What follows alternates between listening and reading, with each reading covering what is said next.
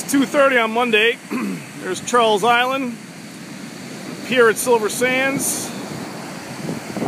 Somebody's house that probably won't be here tomorrow, some condos. I'm here at the end of Naugatuck Avenue at the very end during this hurricane, and we're getting ready to get the hell out of here. Here's the evacuation sound again.